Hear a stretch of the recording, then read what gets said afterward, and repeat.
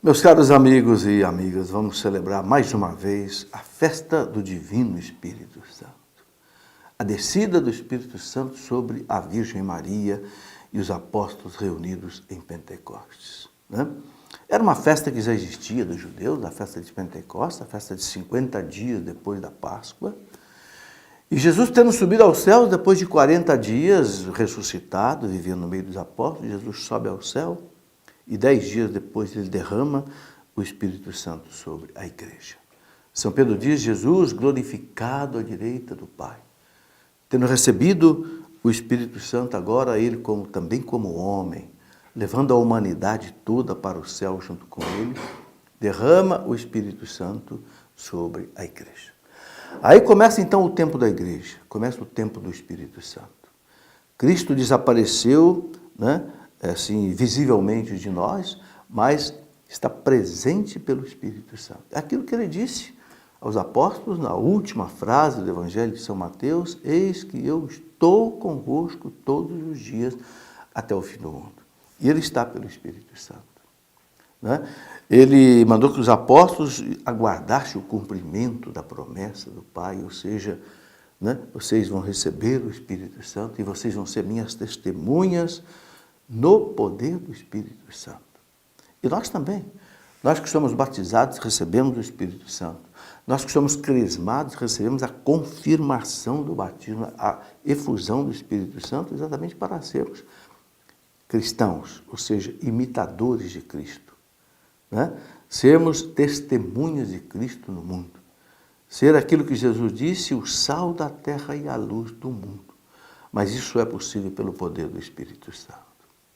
Então, em primeiro lugar, nós precisamos, como os apóstolos, receber o Espírito Santo. Os apóstolos ficaram uma verdadeira novena em Pentecostes. Que Cristo disse a eles, antes de subir ao céu, voltem para Jerusalém.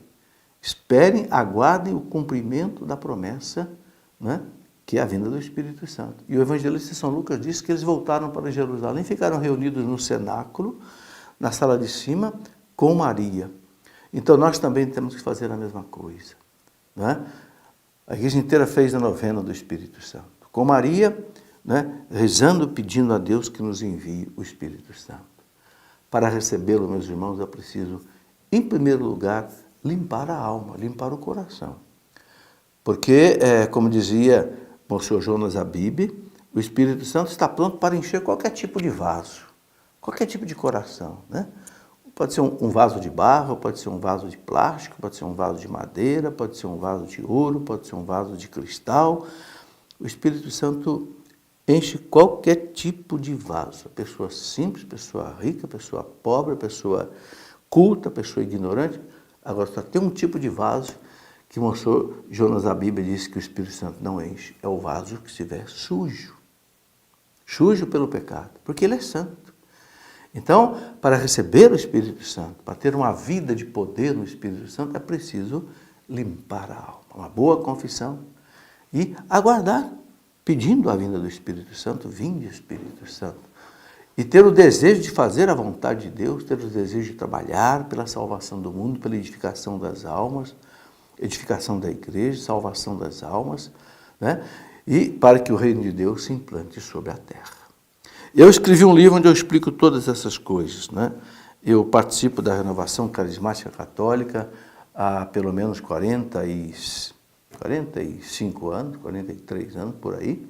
Escrevi esse livro, Descerá sobre vós o Espírito Santo, onde eu explico aqui como receber o Espírito Santo na alma, o que são os dons do Espírito Santo, o que são os frutos do Espírito Santo, quais são os efeitos do Espírito Santo numa vida, assim, que vive na oração, na meditação da palavra de Deus, na vida sacramental, no amor a Maria, no amor ao Santo Padre, no amor à igreja, no amor à evangelização, numa vida de fé, de esperança e de caridade.